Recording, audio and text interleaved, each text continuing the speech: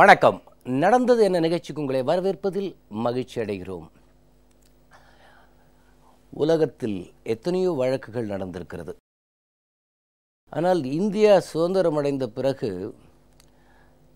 சில வழக்குகள் நடக்கும்போதே வழக்கில் சம்பந்தப்பட்டவர்கள் மாயமாய் மறைந்து போவார்கள், இறந்து போவார்கள்.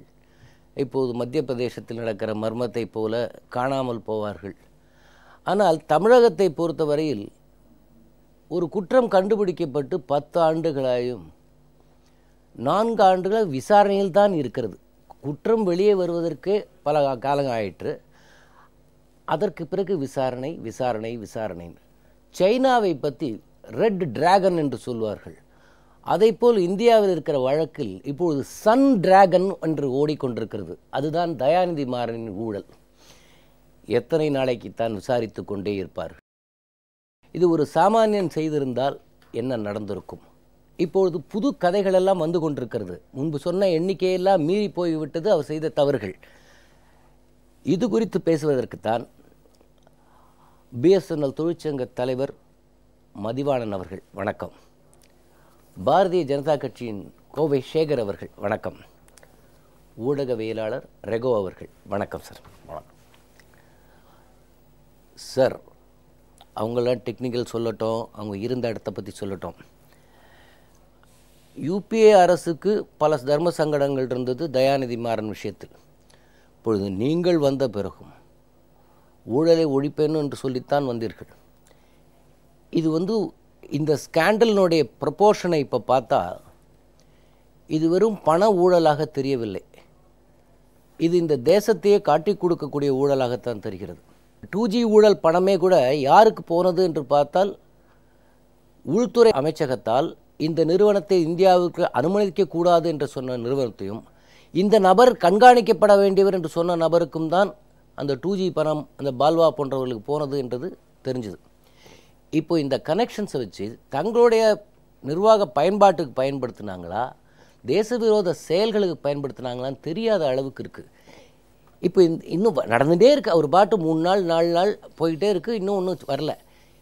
அதே தான் ஆட்கள் தான் மாறி இருக்காங்க. அந்த அரசு இயந்திரத்தின் மனப்போக்கு அப்படியே தான் இருக்கா? காங்கிரஸ் 67 ஆண்டு காலத்தில் இந்தியாவில் எப்படிப்பட்ட வழக்கு மன்றத்தில் என்ன கேஸ் இருந்தாலும் அது விலைக்கு வாங்கப்படும் அல்லது பேசி முடிக்கப்படும். அதுதான் அரசு ஆட்சி நம்ம கையில் இருந்தால் அதுதான் அப்படிங்கிறத உருவாக்கியது. ஒவ்வொரு விஷயத்துக்கும் ஒரு அளவீடுகளை உருவாக்கியது. இதை நாங்கள் செய்ய முடியும். அதாவது இப்போ அரசியல்வாதி என்றால் மோசம், அந்த ஒரு சூழ்நிலையை செய்து காண்பித்திருக்கிறார்கள் பல பேர். அதனால் நல்ல அரசியல்வாதியும் அந்த பார்வையில் தான் பார்ப்பாங்க. இதற்கு முன்னால் இருக்கிற அரசு எல்லா இன்ஸ்டிடியூஷனையும் விலை பேசி அதை தன்னுடைய காரியங்களை சாதித்து கொண்டதாலே ஓராண்டு கால பாஜக அரசின் மீதும் நீங்கள் வந்தீர்கள், என்ன செய்தீர்கள், ஏன் இப்படி இருக்கிறது, இப்படி தான் நடத்துவார்களா, உங்களையும் விலை பேசி விட்டார்களா, ஏன் இந்த இதில் முன்னேற்றம் இல்லை, பல்வேறு கேள்விகள் ஓராண்டுக்குள்ளார. இது முடியாது. இந்த அரசுக்கு விலை இல்லை. இங்கே ஒரே விலை ஊழலற்ற, ஒரே விலை நியாயமான, ஒரே விலை தர்மமான, ஒரே விலை சட்டபூர்வமான, அதுதான் இந்த அரசினுடைய விலை. இப்போ இங்கே தயாநிதி மாறனுடைய ஊழலை வெளிச்சத்துக்கு கொண்டு வந்தது பிஎஸ்என்எல்லுடைய எம்ப்ளாயீஸ் ஒருபுறம் இருந்தாலும் கூட, அரசியல் கட்சியிலே முதல் முறையாக பாஜகவினுடைய மிக முக்கியமான பிரமுகர்கள் ஒருவரான குருமூர்த்தி சுதேசி ஜாகன் மஞ்ச் வெளிப்படையாக தைரியமாக பல்வேறு ஊடகங்களில் எழுதினார், பல்வேறு கேள்விகளை கேட்டார். அந்த கேள்விகளுக்கு அவங்களால் பதிலே சொல்ல முடியல. எனவே பாஜக தாமதமாக போவது என்பது சொல்ல முடியாது. இல்லை, அதே குருமூர்த்தி இப்போது தினமணி கட்டுரையில் முடிக்கும் போது என்ன சொல்லியிருக்கார்? தயாநிதியின் சாமர்த்தியமான்னு கேட்டிருக்காரு. தயாநிதியின் சாமர்த்தியமான்னு கேட்டிருக்காரு. இல்லை, அது வார்த்தை விளையாட்டு. நிறைய அர்த்தங்கள் இருக்குது அதில். இல்லை, அர்த்தங்கள் என்ன வேணாலும் அர்த்தங்கள் கண்டுபிடிச்சிக்கலாம். ஏன்னா அர்த்தங்கள் வார்த்தைக்கு கண்டுபிடிக்கிற மாதிரி எழுதப்பட்டது நடந்தது பழைய கால சரித்திரம். அதனால இப்போது எழுதப்படுவதற்கும் அதே அர்த்தம் இருப்பதாக நாம் நினைத்துக் கொள்வது சரித்திரத்தின் அடிப்படையில் இப்படி தான் தீர்மானிப்பா. அப்படி அல்ல இந்த ஆட்சி. அதாவது குருமூர்த்தி அவர்கள் சென்ற முறை எழுதிய கட்டுரையின் போக்கு இருக்கும், இம்முறை தினமணியில் அவர் எழுதிய போக்கு இருக்கும். அவருக்கே விரக்தி தோனி தான் அவருடைய கட்டுரையிலே தெரியுது. விரக்தி தோனியில் அவர் ஒருவேளை இருந்திருப்பாரே, ஆனால் உங்களுடைய கூற்று பிரகாரம் கட்டுரை எழுதணும், உங்களுக்கு சொல்லணும், கட்டுரை எழுதுவதிலே விரக்தி காண்பிச்சு பேசாம இருந்திருப்பாரு. இல்ல, எழுத மாட்டார். அவர் விரக்தியான இடத்தில் இல்ல, அவர் தீர்மானிக்கிற இடத்தில் இருக்கிறார், செயல்படுகின்ற இடத்தில் இருக்கிறார், செயல்பட வைக்கின்ற இடத்தில் இருக்கிறார். எனவே வந்து அவருக்கு விரக்தி அவசியம் இல்லை. விரக்தியெல்லாம் கடைசி கோடி குடிமகனுக்கு வேணாலும் வரலாம். இந்த அரசு அப்படி விரக்தியை உருவாக்குன்ற நிலைமையில இல்லை. எனவே இப்போ இந்த விஷயத்தில் நான் வந்து குறிப்பிட விரும்புகின்ற விஷயம், இந்த முதலாக இவர் அமலாக்க பிடியிலிருந்து இவர்களாலே போக முடியாது. இவர்களுக்கு வந்து 2Gயினுடைய கோர்ட்டு வந்து நிச்சயமாக அதுக்கு சுப்ரீம் கோர்ட் கொண்டு போய் சேர்த்தால் கூட இவர்கள் தண்டனைக்கு உட்படுவார்கள். மத்திய உள்துறை அமைச்சகம் நிச்சயமாக இவர்களுக்கு அனுமதி தராது. இதையெல்லாம் இன்னைக்கு தர்ற மாதிரி இருக்கு, இன்னைக்கு மாறுற மாதிரி இருக்கு என்ற பேச்சுக்கள் பேசப்படலாம். ஆனால் அது உண்மையல்ல. இந்த உத்தரவாதத்தை மட்டும் என்னாலே தர முடியும். நான் கட்சியில் ஒரு சாமானியமான ஊழியர் தான், சாதாரணமான ஊழியர் தான். ஆனால் இந்த அரசை பற்றிய மிகப்பெரிய நம்பிக்கை எனக்கு இருக்கிறது. ஏனென்றால் எங்களுடைய தலைவர்கள் உங்களை மாதிரி நாங்கள் பக்கத்தில் இருந்து பழகியவர்கள். அதனால் அதெல்லாம் அவர்கள் என்ன செய்ய போகிறார்கள் என்பது எங்களுக்கு தெரியும். உறுதியாக நடக்கும். இல்லை, பொதுவாகவே பாஜகவை பற்றி சொல்லுவது என்னென்னா, சாமானியர்கள் பின்னிருந்து தள்ளப்பட்டு நடத்தப்படுகிற கட்சி அப்படின்னு தானே சொல்லப்படுறது இல்லையா? பின்னாடி இருக்கிற சாமானியர்கள், ஆர்எஸ்எஸ்ங்கிற சாமானியர்கள் முகத்தை காட்ட மாட்டாங்க. ஆனால் அவர்கள் தான் அந்த ரிங் மாஸ்டர்ஸ். நீங்கள்லாம் அந்த ரிங் மாஸ்டர் சொல்லுபடி ஆடுபவர்கள் தானே பொதுவாகவே பாஜக. இல்லை, அவர் ரிங் மாஸ்டர்னு சொல்வதை விட ராஜகுருன்னு வச்சுங்களேன். ராஜகுருன்னு வச்சுங்க. ராஜகுருக்கு எந்த எதிர்பார்ப்பும் கிடையாது. ஆனால் ராஜகுரு அரசன் சரியான வழியில் செல்ல வேண்டும் என்று நினைப்பவன். அந்த மாதிரியான ஒரு பெலவலண்ட் கைட். சார், இப்போ லேட்டஸ்ட் டெவலப்மெண்ட் நீங்கள் எப்படி பார்க்குறீங்க சார்? சார், அதாவது நம்ம கிராமங்களில் ஒரு பழமொழி உண்டு, உப்பை தின்னவன் தண்ணியை குடிச்சாகணும்னு. அதனால் தயாநிதி மாறன் விஷயத்தில் நேற்று என்ன நடந்தது, இன்றைக்கி என்ன நடந்தது, நாளைக்கு என்ன நடக்க போகுதுன்றதை பற்றி I am not at all worried. நிச்சயமாக தவறு இழைக்கப்பட்டிருக்கிறது. அரசு நிறுவனத்துக்கு கோடிக்கணக்கான ரூபாய் வருவாய் இழப்பை ஏற்படுத்தியிருக்கிறார்கள். ஆகவே அவர்கள் தண்டிக்கப்படுவார்கள். அதாவது தாமதமாவெல்லாம் இழுக்கலாம், இவங்க பண பலத்தை வச்சுக்கிட்டு ஆன்டிசிபேட் பெயில் வாங்கலாம். Delayed but cannot be denied. S.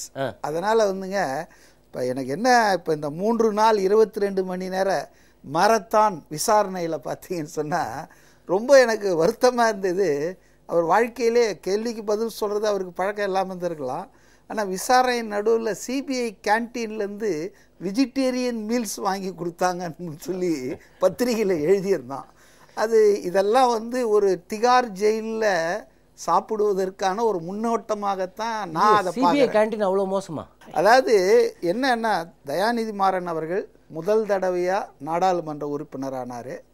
முதல் தடவையாக நாடாளுமன்ற உறுப்பினர் யாருமே மத்திய கேபினெட்டில் சேர்த்து கொள்ளப்பட்டதில்லை.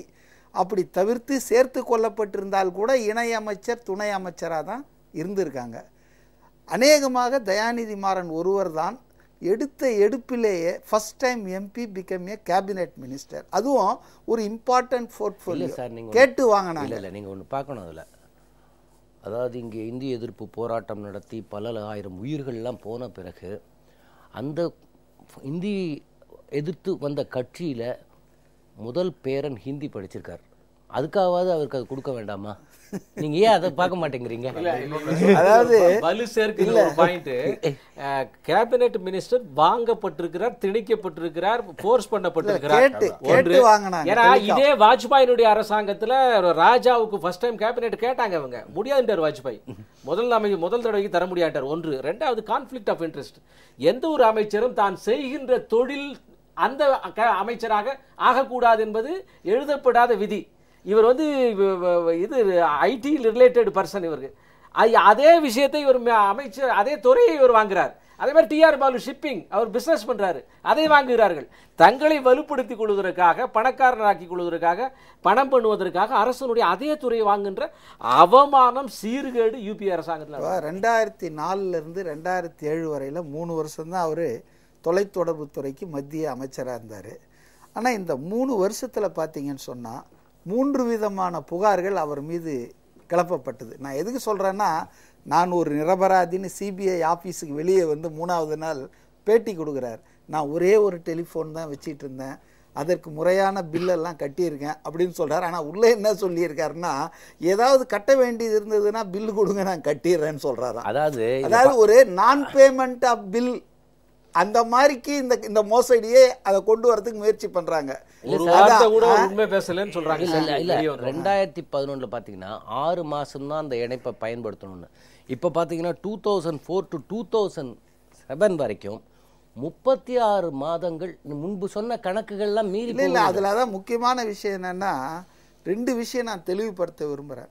ஒன்று, அவர் முன்னாலெல்லாம் என்ன சொல்லிட்டு இருந்தாருன்னா, இது ஏதோ அரசியல் சதி, தனக்கு எதிராக சில பேர் கிளப்பி விட்டதுனார். நம்ம ரொம்ப தெளிவாக நிறைய முறை விவாதிச்சிருக்கோம்.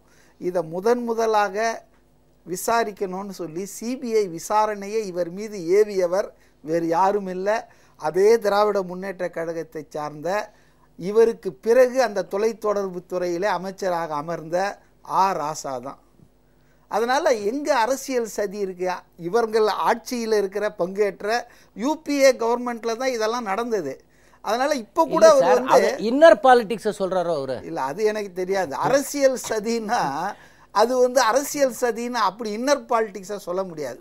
அப்போ பார்த்தீங்கன்னு சொன்னால் அப்போ என்ன அந்த ராஜா சொன்னதுக்கப்புறம் அந்த அறிக்கையெல்லாம் ராஜாவே குப்பையில் போட்டார், அது வேறு விஷயம். என்னென்னா 323 ISDN இணைப்புகள், அதிநவீன இணைப்புகள் பயன்படுத்தப்பட்டன. அதன் காரணமாக 440 கோடி ரூபாய் BSNL என்கிற பொதுத்துறை நிறுவனத்துக்கு வருவாய் இழப்பு ஏற்படுது. ஒரு ப்ரிலிமினரி பேசிக் ரிப்போர்ட்டை டெப்யூட்டி டைரக்டர் CBI 2007 கொடுத்துட்டாரு. அதை வந்து நம்ம மாண்புமிகு முதலமைச்சர் அவர்கள் ஒரு தேர்தல் பிரச்சாரத்தில் அதை கிளப்புனாங்க. 2009 7லேயே இந்த அறிக்கை போயாச்சு. அது வந்து கோல்டு ஸ்டோரேஜில் வச்சாச்சு. எப்போ அதை போட்டவரும் அவரே, கோல்டு ஸ்டோரேஜில் வச்சவரும் ராஜா தான். ஏன்னா குடும்பங்கள் இணைந்தன. பை தட் டைம் எல்லாம் கண்கள் இதயம் எல்லாம் பணித்து எல்லாம் ரொம்ப போச்சு. அப்போது நாடாளுமன்ற தேர்தலின் போது நம்முடைய அம்மா அவர்கள் இதை வந்து தேர்தல் பிரச்சாரத்தில் மத்திய சென்னையில் கொண்டு வராங்க.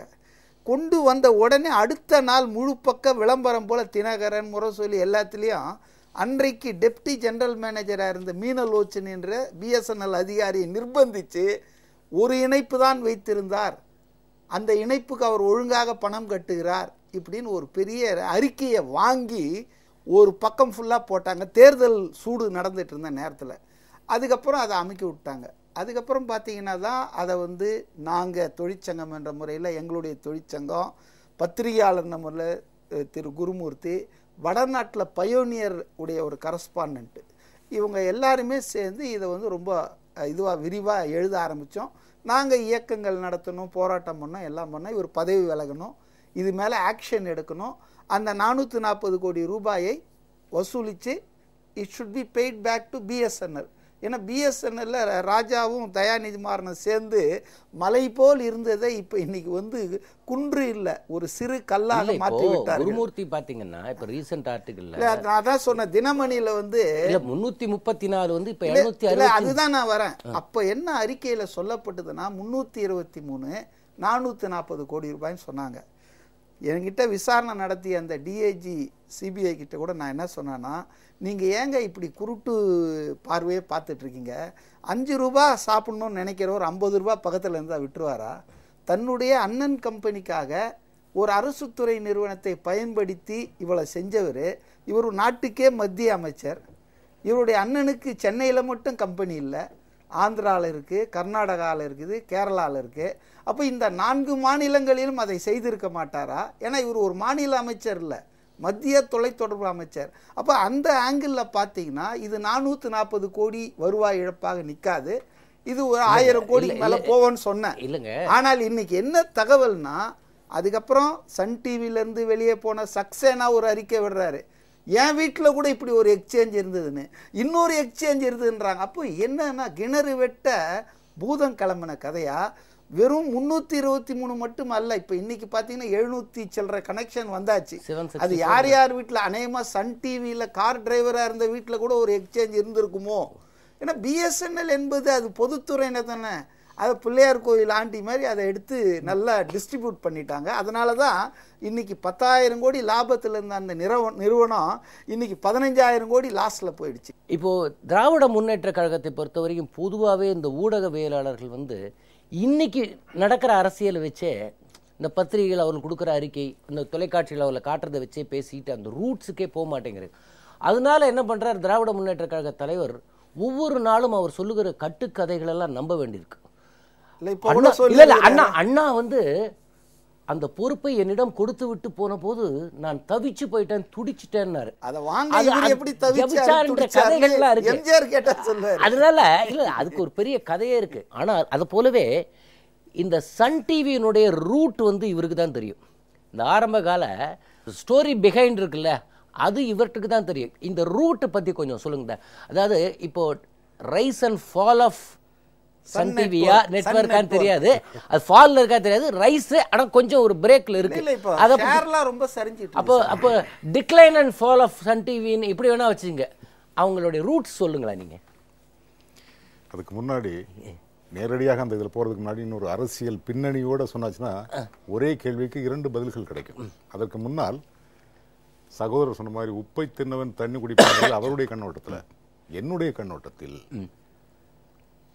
அல்லல் பட்டு ஆற்றாது அழுத கண்ணீரன்றே செல்வத்தை தேய்க்கும் படை, இந்த திருக்குறள் தான் இந்த சிதலமடைவதற்கான மூல காரணம் என்று நான் கருதுகிறேன்.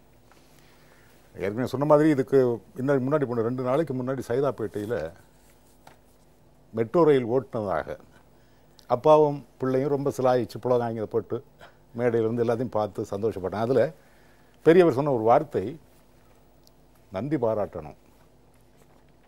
ஏன் நன்றி பாராட்டணும்? கடந்த கால ஆட்சியில் என்னென்ன நடந்தது என்பது இந்த கதையோடு பின்னி பிணைந்து, அதுக்காக சொல்ல வரேன் நான். 1989 13 ஆண்டு கால வனவாசத்துக்கு பிறகு திமுக ஆட்சிக்கு வருகிறது. புரட்சி தலைவர் எம்ஜிஆர் இருந்த காலத்தில் இடம் தெரியாமல் இருந்தது கட்சி. 89 வந்த பிறகு அவங்களுக்கு இந்த ஊடகத்துறையில் இன்னும் கொஞ்சம் கால் பதிக்க வேண்டும் என்ற ஒரு ஆசையும் இருக்கிறது. 89 வரை பூமாலை என்ற வீடியோ மேகசின் முதல்ல ஆரம்பிக்கிறாங்க. அந்த நேரத்தில் சசிகுமார் உங்களுக்கு தெரிஞ்சிருக்கோம், அவர் வந்து டெல்லியிலிருந்து பூமாலைக்காக ஒரு 5 நிமிடம் ஒரு கேப்சூல், ஒரு செய்தி தொகுப்பு கொடுப்பார். அப்போ முரசொலி மாறனுக்கும் அவருக்கும் ஒரு அறிமுகம் உண்டாகிறது. அவர்கிட்ட கேட்கும்போது அது பூமாலை ஒரு லெவலுக்கு வந்த பிறகு, அது கீழே இறங்கி போன பிறகு அடுத்த ஸ்டேஜில் என்ன பண்ணலாம், அப்போ டிவிக்குள்ளே நுழையணும். 1992 ஜி டிவி முதலாக வந்த டிவி, அதுதான் தொழில்முறையாக. அங்கே போய் இவங்க என்ன பண்ணுறாங்க, ஒரு 3 மணி நேரம் ஸ்லாட் கொடுங்கன்னு கேட்குறாங்க. பாம்பேக்கு போய் அவங்க அதை நிராகரிக்கிறாங்க. நீ என்ன நிராகரிக்கிறது, நாங்களே தனியாக தொலைக்காட்சி தொடங்குவோம் என்று சன் டிவி தொடங்கப்படுகிறது 1993. அப்போது செய்திகள்லாம் வந்தது. அதாவது முதல் போடுவதற்கு ரொம்ப தத்தளிச்சாங்க, பொருளாதார பின்னடைவுகள்லாம் இருந்தது. திமுகவினுடைய நிதியை பிணையாக காட்டி இல்லை, அது அப்போவே சொல்லப்பட்ட விஷயம் என்னன்னா, திராவிட முன்னேற்ற கழகத்தின் கட்சி நிதி என்று 8 கோடி ரூபாய் இருந்தது. அது வங்கியில் பணயமாக கொடுக்கப்பட்டுதான், செக்யூர்ட் டெபாசிட்டாக அதை கொடுத்து கொடுத்து வாங்கப்பட்டது. ஆமாம், அந்த செய்தி அது பிறகு இந்த தொலைக்காட்சி ஆரம்பித்து 1 வருஷமாக பார்த்தீங்கன்னா ஒரே தள்ளாட்டம். எனக்கு இது நல்லா தெரியும். குடியிருந்த கோயில் படம் ஒரு வாரத்தில் 3 நாள் போட்டிருக்காங்க. இல்லை, இப்போவும் நிறைய அதை தான் பண்ணுறாங்க. ஒரே படத்தை வந்து 1000 வாட்டி போடுறதா, நிறைய படங்கள் வைத்து கொண்டிருந்தாலுமே அவங்க அதை தான் பண்ணுறாங்க. சன் டிவி ஆரம்பித்த பிறகு முரசொலி மாறன் சேர்மன், திருமதி தயாளு அம்மாள், திருமதி மல்லிகா மாறன் 2 பேரும் டைரக்டர்ஸ், மு.க. ஸ்டாலின், கலாநிதி, தயாநிதி, இந்த 3 பேரும் பங்குதாரர்கள். இப்படி தான் போட்டு ஆரம்பித்தது. அதற்கு பிறகு தள்ளாட்டம் அதிகமான பிறகு வேறு வழிகளில் இறங்க ஆரம்பித்தாங்க. 91 மாண்புமிகு அம்மா அவர்கள் அரியணை இருக்கிறார்கள் முதல் தடவையாக. அந்த நேரத்தில் சன் டிவி கொஞ்சம் வளர்ந்து வர நேரம். அப்போது சட்டசபையில் இந்த கேபிள் டிவிக்கெல்லாம் ஒரு சேவை வரி போடணும் அப்படின்னு ஒரு தீர்மானம் கொண்டு வந்தாங்க. இது வந்து சன் டிவிக்கு நேர் எதிரான ஒரு தாக்குதல் என்று சொல்லி எதிர்க்கட்சிகள் எல்லாம் ஒன்றிணைந்து வட சென்னையில் ஒரு கண்டன கூட்டம் நடத்தினாங்க. எந்த உலகத்திலுமே நடந்திராத ஒரு கேவலம் அது.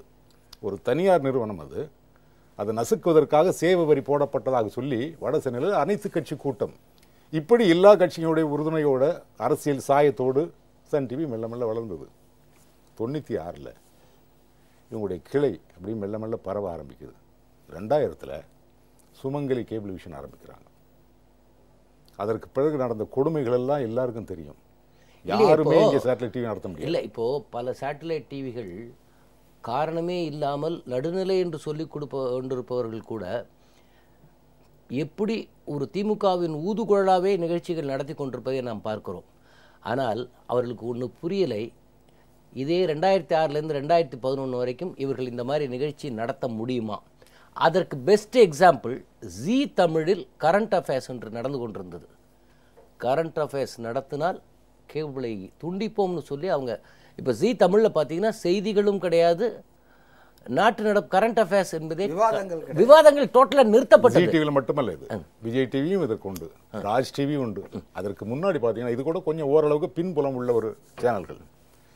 சாமானிய மக்களால் நடத்தப்பட்ட இந்த தமிழன் தொலைக்காட்சி, வின் தொலைக்காட்சி இதெல்லாம் கூட அதாவது வெளியே நிற்க முடியாது, எங்கேயும் காட்ட முடியாது. தூர்தர்ஷன் அது வந்து அவங்க சேர்ந்து பண்ணதுன்னு வச்சுங்களேன்.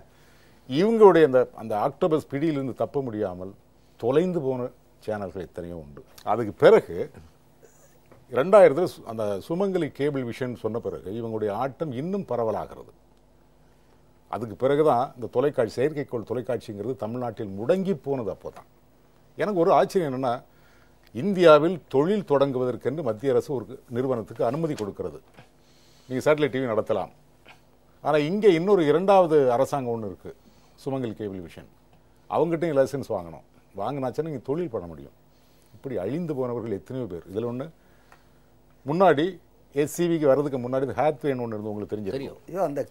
சென்னையில் கிட்டத்தட்ட 60 விழுக்காடு கேபிள் டிவி ஆப்ரேட்டர்ஸ் வந்து ஹேத்வே கிட்ட இருந்தாங்க. அந்த நேரத்தில் 40 பேர் தனித்தனியாக உதிரிகளாகவே இருந்தாங்க, 40 விழுக்காடு.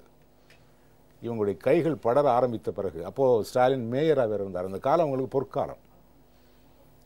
எல்லா இடத்துலையும் ஃபைபர் கேபிள், மாநிலத்தில், மாநகராட்சியில் எல்லா இடத்துலையும் இருந்தாங்க. சென்னை முழுக்க ஃபைபர் கேபிள் ஆப்டிக்ஸ் போட்டாங்க ஹேத்வே. ஆனால் மாநகராட்சி அனுமதி மறுத்தது. கேபிள் டிவிக்காரர்கள் மிரட்டப்பட்டார்கள். எல்லாருக்கும் தெரியுது, பார்த்து கொண்டு இருக்கிற அத்தனை கேபிள் டிவிக்காரர்களும் தெரியும் நடந்தது என்ன என்று.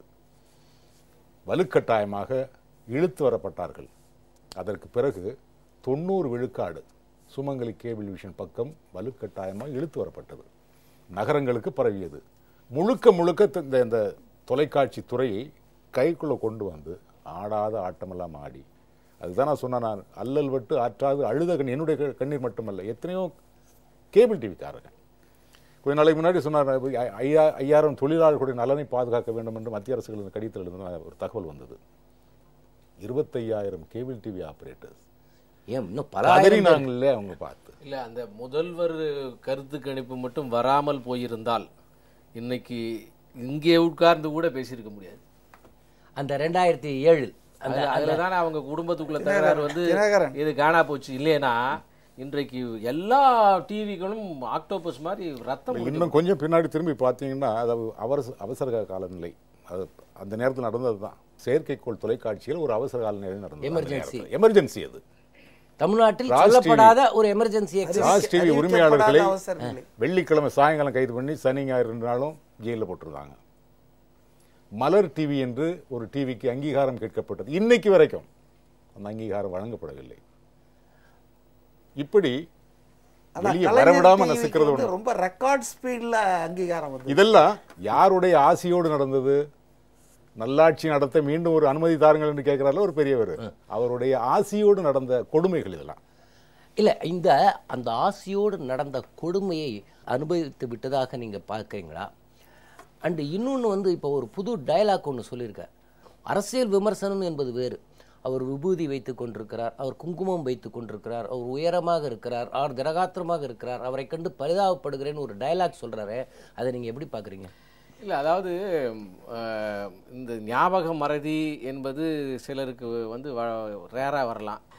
இந்த கலைஞரை பொறுத்த மட்டும் எனக்கு ஒன்றுமே புரியாத விஷயம் என்னன்னு கேட்டிங்கன்னா, நேற்றைக்கு ஒரு தலைப்பை பற்றி கடுமையாக கண்டனம் செய்திருப்பார்.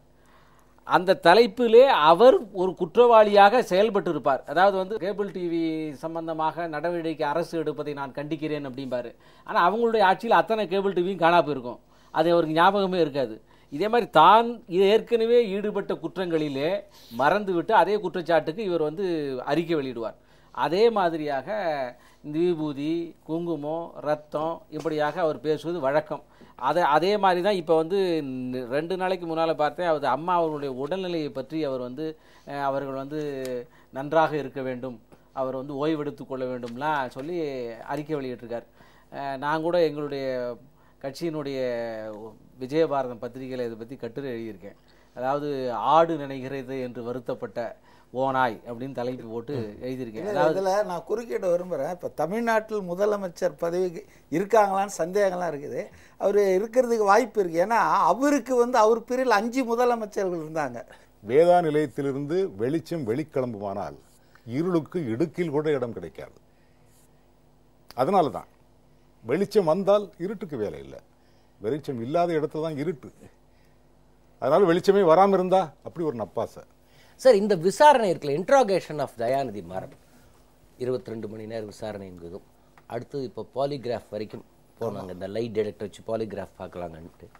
அண்ட் அடுத்த கட்டம் என்னன்னா, அவர் கொடுத்த ஜாமீனை கூட ரத்து செய்ய வேண்டும்னு.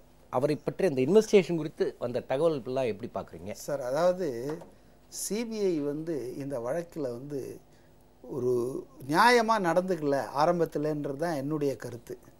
இப்போ எப்படி இருக்குது, நேற்று எப்படி இருக்குதுல்ல, அவங்க இந்த கேஸை ஒரு சீரியஸாகவே எடுக்கலை. இல்லைன்னு சொன்னால் 2007 ரிப்போர்ட் கொடுத்த சிபிஐ இன்றைக்கி 2015 இருக்குது. இப்போ தான் முக்கிய குற்றவாளியை முதல் தடவையாக விசாரிச்சிருக்காங்க. போன வருஷம் கலாநிதி மாறனை விசாரித்தாங்க. ஜனவரியில் ஒரு 3 பேரை அரெஸ்ட் பண்ணாங்க. அந்த எலக்ட்ரீஷியன், அப்புறம் அவர் நம்ம கௌதமன், அவர் ஒரு முக்கியமான புள்ளி. கௌதமன் எப்படி இங்கே சிஜிஎம் வேலுசாமி பிஎஸ்என்எல்ல ஒரு கிங் பின்னோ இந்த இணைப்புகள்லாம் தர்றதுக்கு, அதே மாதிரி கௌதமம் அவர் அவங்க அப்பா காலத்திலிருந்தே பர்சனல் அசிஸ்டண்ட்டாக இருந்திருக்கார், பிஏவா. அதனால் தயாநிதி மாறன்கிட்டே இருந்தார். ஆகவே அவர் ஒரு கிங் பின், அதில் ஒன்றும் சந்தேகம் இல்லை. அப்போ நீங்கள் பார்த்தீங்கன்னு சொன்னால் இவ்வளோ தாமதமாகுதுன்றதே, நான் அந்த விசாரணையும் போது கூட கேட்டேன், என்னங்க இந்த மாதிரி இவ்வளோ டிலே பண்ணுறீங்களேன்னு. அப்போ அவர் சொன்னார், அந்த டிஐஜி டெல்லியிலேருந்து வந்தவர், மிஸ்டர் மதிவானன் தப்பாக நினச்சிக்காதீங்க, உங்கள் சிஜிஎம்ஸ் உங்கள் அதிகாரிகளை இருக்கிற ஆவணத்தை பூரா அழிச்சிட்டாங்க, தாங்கள் எங்கே மாட்டிக்குவோமோன்னு சொல்லிட்டு. இப்போ அந்த ஆவண அழிப்பை எதிர்த்து போராடினதால் தான் எனக்கு பென்ஷன் நிறுத்தப்பட்டது. வேலுசாமி அவர் கேரளாவில் ஜிஎம்மாக ப்ரொமோட் ஆகி அப்போ தான் போனார், very junior officer. Gurumurthy sir கட்டுரையில் சொல்லியிருக்கார் கரெக்டாக. He was brought back to Chennai. அவரை விட சீனியரான அதிகாரிகள்லாம் இங்கே இருந்தாங்க சென்னையில். ராகவன் சொல்லி ஒருத்தர் ஜிஎம், இங்கே அவருக்கு தான் சிஜிஎம் கொடுக்கணும். ஆனால் தயாநிதி மாறன் இவரை கொண்டு வந்தார். ஏன் கொண்டு வந்தார்னா, தயாநிதி மாறன் கட்சிக்கு அனுதாபி மட்டும் இல்லை, அவர் சேலத்தில் ஜிஎம்மாக இருந்தபோது பல காரியங்கள் பண்ணவர். திமுகவின் பெரும் புள்ளியினுடைய சகோதரியை இவர் மனம் புரிந்திருக்கார். நான் பேர்லாம் இங்கே சொல்ல விரும்பலை. இல்லை, அதுதான் ஓப்பனாக வந்துருச்சு, சுப்புலட்சுமி ஜெகதீசன் பேப்பர்லேயே வந்துருச்சு. ஆமாம், அப்படி இருக்கும்போது இங்கே சூப்பர் சீட் பண்ணி அவர் ஒரு ஜூனியர் ஆஃபீஸர். இந்த ஆள் இங்கே சிஜிஎம்மாக வந்த பிறகு கௌதமன் கிட்ட கையை கட்டிட்டு போய் காலங்காத்தால நிற்பார். ஏதாவது மினிஸ்டர் கிட்டேருந்து தபால் உண்டா, தந்தி உண்டா, அதாவது is actually undermine the dignity of the CGM. ஒரு சீஃப் ஜெனரல் மேனேஜர்னு சொன்னால் அவர் திமுக வட்ட செயலாளர் கிடையாது, நகர செயலாளர் கிடையாது. Is an officer of a public sector undertaking under a central government. அப்போ நீங்கள் பார்த்தீங்கன்னா இந்த வேலுசாமி இந்த ஆவணங்களெல்லாம் அழிச்சாருங்க. ஓய்வு காலத்துக்கு பிறகு வந்தாருங்க. கொடுமையே என்னன்னா, ஈவன் ஆஃப்டர் இஸ் ரிட்டையர்மெண்ட்டு ஃப்ரீக்வெண்ட்டாக சிஜிஎம் ஆஃபீஸ் புரசவாகத்தில் இருக்கார் இல்லையா, அங்கே வருவார், 2 ஃபைலை கிழிப்பார். இந்த சில டிஸ்போசல்னு சொல்லுவாங்க, ஈஸி டிஸ்போசல், ஃபைலையே காணாத அடிச்சிருவாங்க, ஃபைலை கிழிச்சு போட்டுருவாங்க. அப்போ அது மாதிரி பண்ணதால் அவர் சொன்னாரா, நான் அப்போவே இந்த 440 கோடிக்கு எங்களால் இந்த ஆதாரங்கள், ஏன்னா கோர்ட் இஸ் ஏ கோர்ட்டு, வாயில் சொன்னாலாம் நம்ப மாட்டான், அவனுக்கு எல்லாத்துக்கும் சாட்சியம் வேணும், ஆவணம் வேணும்னு கேட்பான். ஆனால் நான் 440 கோடிக்கு என்ன பண்ண முடியுமோ தெரியாது உங்கள் ஆட்கான. I am recreating the files.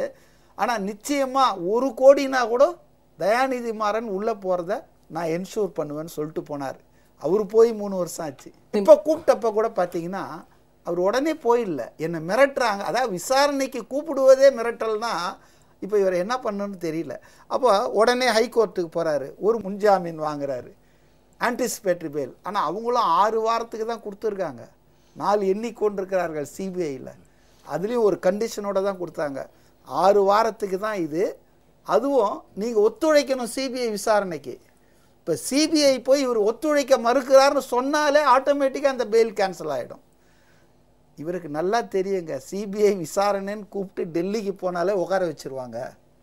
நேரா அவரை மதிவான சார் சொன்ன ஒரு நல்ல விஷயம். நீங்களும் ஏற்கனவே என்கிட்ட நிறைய கேள்விகளை 3 பேருமே கேட்டு திணறிடுத்தீர்கள். என்ன சொன்னீங்க?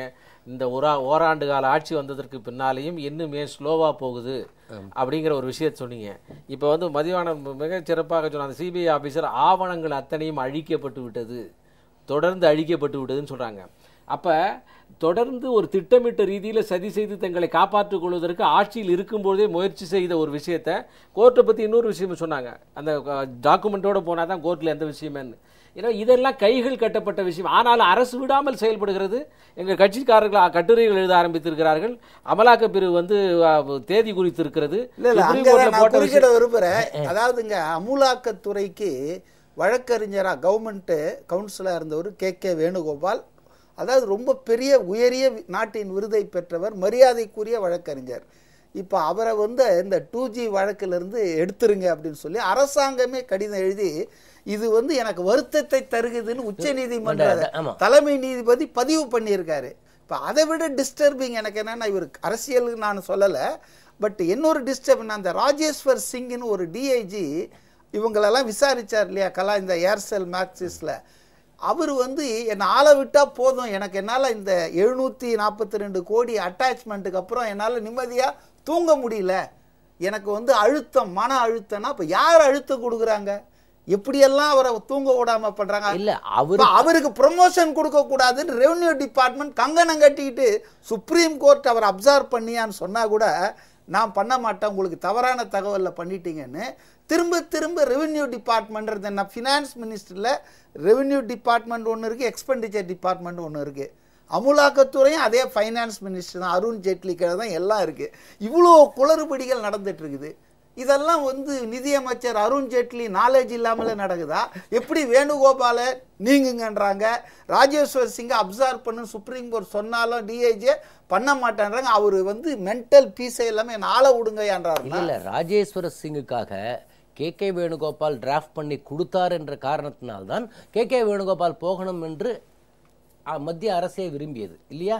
இல்ல, மத்திய அரசு விரும்புதுன்றது எப்படிங்க சரியா இருக்க முடியும்?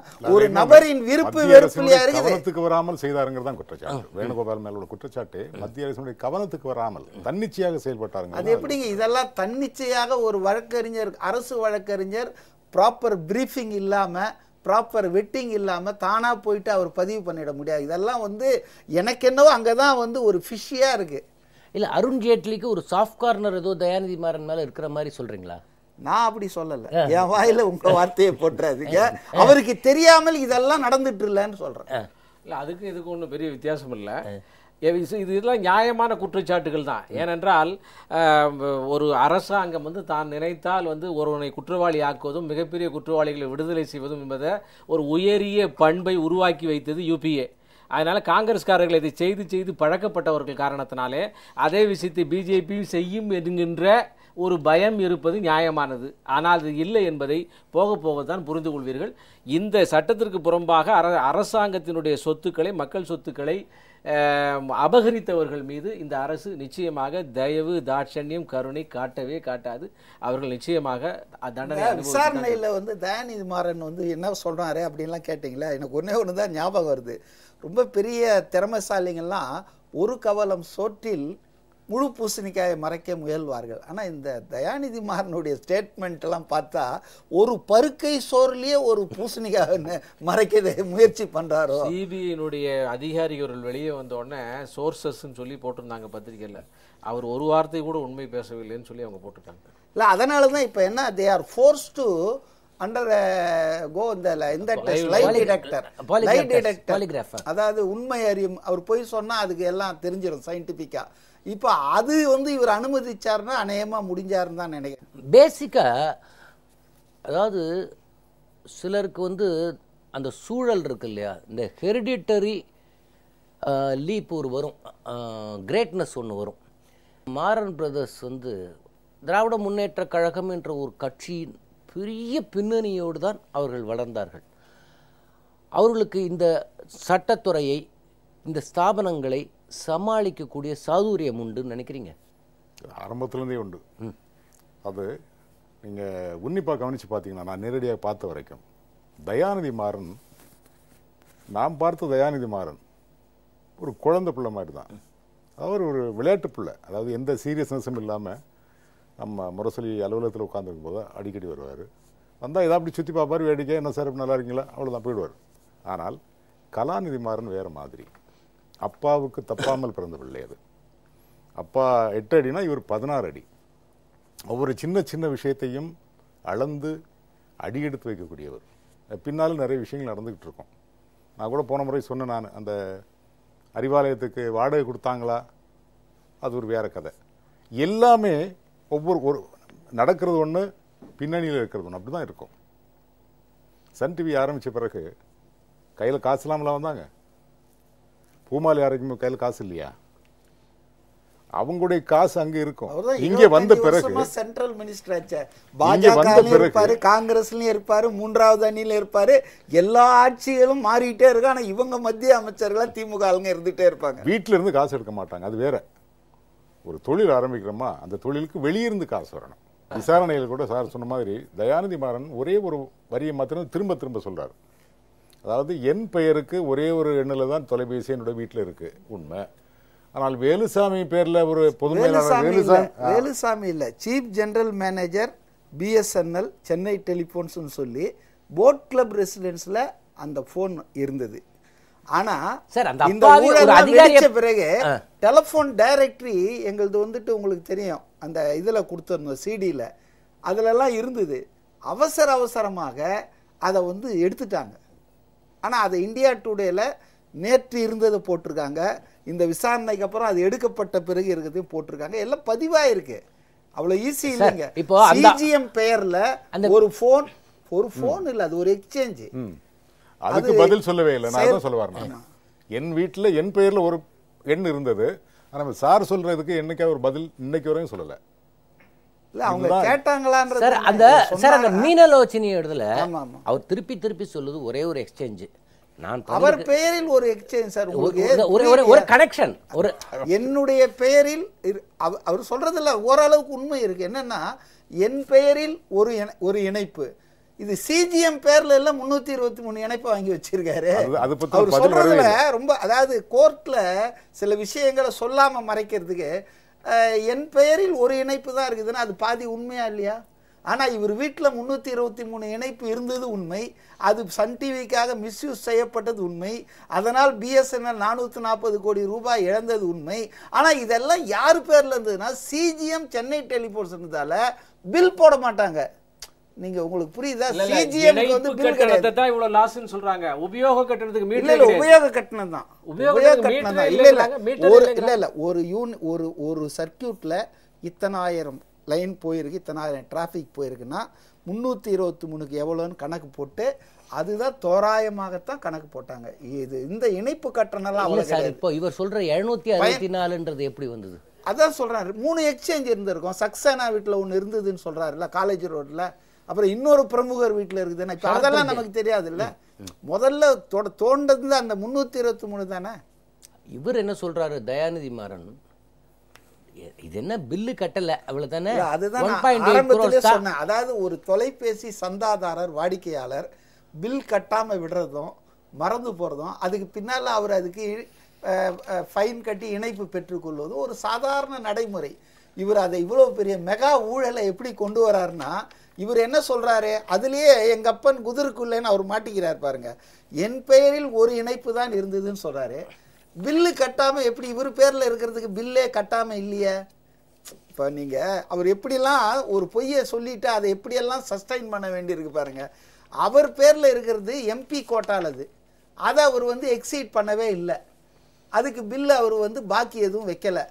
அதை மீனலோச்சனே தன்னுடைய மறுப்பறிக்கையில் தெளிவாக சொல்றாங்க, பாக்கி எதுவும் வைக்கவில்லை, அவர் ஒழுங்காக பணம் கட்டி கொண்டிருக்கிறார், அவருக்கு உண்டான அந்த சலுகைக்குள்ளாதான் பேசியிருக்காருலாம் சொல்றாங்க. அதனால there is no question of any pending bill. அவர் பெண்டிங் பில்னு சொல்றது என்ன, இந்த வருவாய் இழப்ப சொல்லுங்கயா, கட்டி தொலைக்கிறேன், எதுக்குயா உயிரை எடுக்கிறீங்க? உங்களுக்கு பில்லு தானப்பா கட்டல, நான் ஃபைனோட கட்டிடுறேன், ஆளை விட்டுருங்க. சரி, நான் கேட்குறேன், ஒரு பஸ்ஸில் ஒரு ஆள் நீங்கள் போயிட்டு இருக்கீங்க, உங்கள் பாக்கெட்டில் இருந்து பர்ஸை அடிச்சிட்டாரு, அந்த பர்ஸில் ஒரு 5000 ரூபாய் இருந்தது, ஒரு ஆள் மடக்கி பிடிச்சிடுறாரு அவரை, பர்ஸ் அடிச்சேன்னு. அந்த ஆள் சொல்கிறாரு, சார் என்ன சார் 5000 ரூபாய் தானே சார், இருந்தாங்க சார் எடுத்துன்னு போங்க சார், ஆளை விடுங்க சார்னா is it a correct way of approach? திருடினாரு, திருடுக்கான தண்டனை அனுபவிக்கணும்ல, பணத்தை திருப்பி கொடுத்துட்டா அது சரியாகுமா? சார் இதை முறைகேடாக தன்னுடைய அமைச்சர் பதவியை அவர் பயன்படுத்தினாரா இல்லையா? இல்ல அதுதான் பாயிண்ட். இதுதான் point. he has misused his official position as telecom minister to further the interest of his brother company. இதுல தன்னுடைய தனக்கு யூஸ் பண்ணி அவர் பேசிட்டாருன்னா கூட பரவாயில்ல. இது வந்து ஒரு தனியார் நிறுவனம் தன்னுடைய சகோதரர் நடத்துகிற நிறுவனத்துக்கு இவ்வளோ பண்ணி கொடுத்துருக்காருன்னு சொன்னால் இது வந்து டிர்லிக்ஷன் ஆஃப் டியூட்டின்லாம் சொல்ல முடியாது, மோசடி. அதான் அவர் உறுதிமொழி எடுத்திருக்கார் இல்லையா, நான் எம்பி ஆகும்போதும் அமைச்சர் ஆகும்போதும் அதையெல்லாம் மீறியது, அதாவது வயலேஷன் ஆஃப் இஸ் ஓத். அப்படி இருக்கும்போது இது சும்மா பணம் எவ்வளோங்க நான் கட்டு, உங்ககிட்ட பணம் நிறைய இருக்குது அதனால் கட்டிட்டா காரியம் சரியாயிடுமா? அதனால் இது வந்து மன்னிக்க முடியாத குற்றம், தண்டிக்கப்பட வேண்டிய குற்றம். இல்லை சார், பொதுவாகவே இந்தியாவில் பார்த்தீங்கன்னா பெரிய நிறுவனங்கள் குறித்து எப்பொழுதுமே அரசுக்கு ஒரு எச்சரிக்கை உணவு, ஒரு பயம் இருக்கும். உங்களே என்னையும் வேணால் சட்டுன்னு வந்து பண்ணிடலாம். இப்போ டாட்டாஸோ அம்பானிஸோனாக்கா நிறைய யோசிப்பாங்க. அதான் அட்டர்னி ஜெனரல் சொன்னார்ல, இதனுடைய ராமிஃபிகேஷன் இருக்கும், பிஸ்னஸ் சென்டிமெண்ட் பாதிக்கப்படும், சட்டம் முன் எல்லாரும் சமன்றாங்க.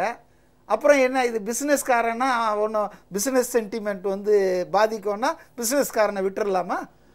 ரஸ்டோகி தானே சொன்னார் அவர். சார் அவர் சொன்ன அந்த ஒப்பீனியன் பற்றி, அதாவது ஒரு நிறுவனத்தை நியாயமாக முதல் போட்டு வங்கியில் கடன் வாங்கி நடத்துவது என்பது வேறு. கட்சிக்காரன் துண்டேந்தி 8 அணா 4 அணாவாக சேர்த்து வைத்த கட்சி பணத்தை வைத்து கொண்டு அந்த கட்சி பணத்தை தாத்தா மூலமாக பெற்றுக்கொண்டு இவங்க ஒரு ஸ்டேஜுக்கு வந்தவுடனே எப்படி வேணால் என்ன பண்ணாலும் இந்த ஜனங்க பார்த்துருவாங்க, அடிக்ட் ஆகிடுவாங்கன்ற மாதிரி போகிற போக்கை பற்றி நீங்கள் என்ன எப்படி பார்க்குறீங்க? இல்லை, அடிக்ட் ஆக்குகின்ற முயற்சியை அந்த தொலைக்காட்சி நிறுவனம் செய்கிறது. அதனால தான் வந்து கூட இப்போ அந்த கேபிள் டிவியில் வந்து இப்போ அரசு கேபிள் டிவியில் அது முதல்ல இல்லை, ஒரு ப்ரெஷருடைய காரணமாக அது வர வேண்டிய கட்டாயத்துக்கு உட்படுத்தப்பட்டது.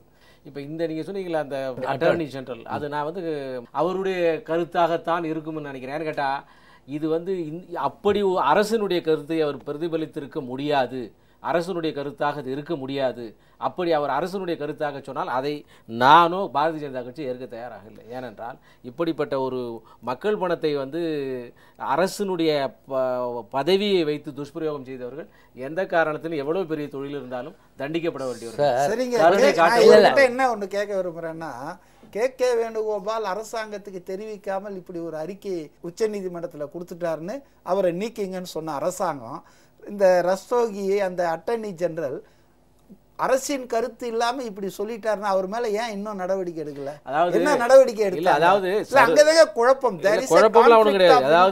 Between home ministry and the finance ministry conflict of இன்ட்ரெஸ்ட்லாம் கிடையாது. அரசு தெளிவாக இருக்கிறது. யாரையுமே வந்து இதே மாதிரி நபர்களை ஊக்குவிக்கவோ ஒரு விஷயம் முடிச்சிடறேன். இப்ப இவருடைய விஷயத்துக்கு ஒரு சம்பவம் நடந்தது, அவர் அதே மாதிரி பதில் சொன்னார்.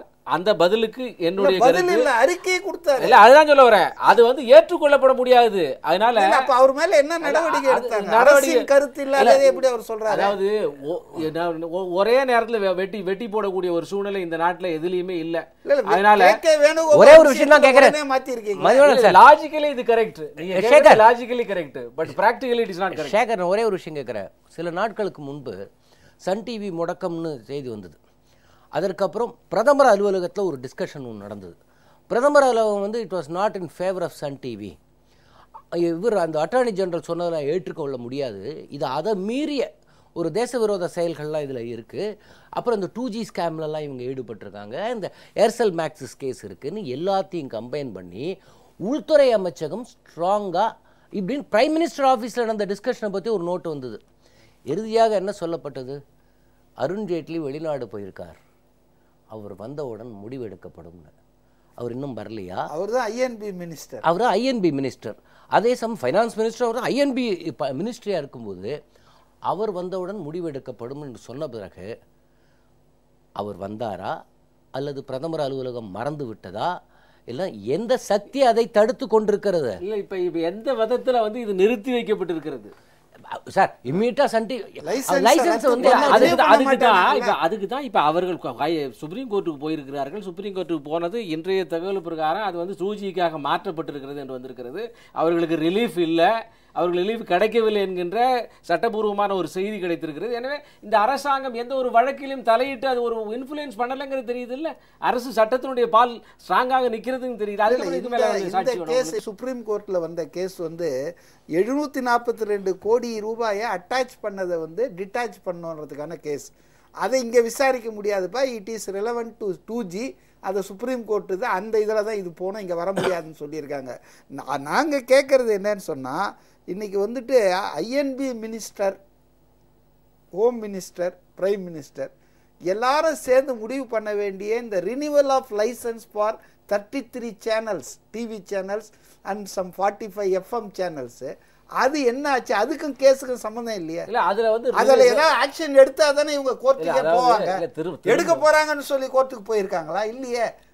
நீங்க கோர்ட்டுன்னு சொல்லிட்டு அதை நீங்க சொல்றது சரியா இல்லை. இதுல கோர்ட்டு கேஸ் இன்வால்வ் ஆகல ரினிவல் ஆஃப் லைசன்ஸ்ல. It is mere the decision of the prime minister, home ministry and I and B ministry. இது ஏன் டிலே ஆகி இழுத்துக்கிட்டு இருக்கு, டிராக் ஆன் ஆகிட்டு இருக்கு? இதுதான் இப்ப கேள்வி. இல்லை, அவர்களுக்கு நம்ம இன்னும் போலீஸ் அனுமதி கொடுக்கவில்லை, அது வந்து பெண்டிங்கில் இருக்குது. அதனால் அது சம்பந்தமாக ஒரு தீர்ப்பு வந்து அவர்களுக்கு சாதகமாக செய்திருந்தால் அந்த கேள்வியெல்லாம் வரும். சாதகமாக செய்ய வேண்டிய அவசியம் இல்லை, செய்ய போகிறதும் இல்லை. பெண்டிங்கில் இருக்கிறது ஏன் இருக்கிறது கேட்டால், பெண்டிங்கில் இருக்கிறதுங்கன்னா உள்ளுக்குள்ளே இருக்கக்கூடிய டிபார்ட்மெண்டல் என்கொயரியில் அவங்க ஃபார்மாலிட்டி, அதை நாம் உள்ளர பூந்து எப்படி பார்க்க முடியும்? Ultimate result is definitely there is definitely a probing, definitely investigation is going on. The result will be definitely in tune with the law.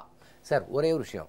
இந்த கவர்மெண்ட் வந்து ஏடிஎம்கே கவர்மெண்ட் இருந்தப்போ இந்த கேபிள் எல்லாம் அரசுடைமையாக்க போகிறேன்னு சொன்ன உடனடியாக இவர் போய் பர்னாலாவை பார்த்து கவர்னர் அப்போ கவர்னர் பர்னாலாவை பார்த்ததை அந்த பின்னணி ஏதாவது உங்களுக்கு நினைவு? அவர் மட்டும் போகல, தயாநிதி மாறனும் கூடவே போனார்.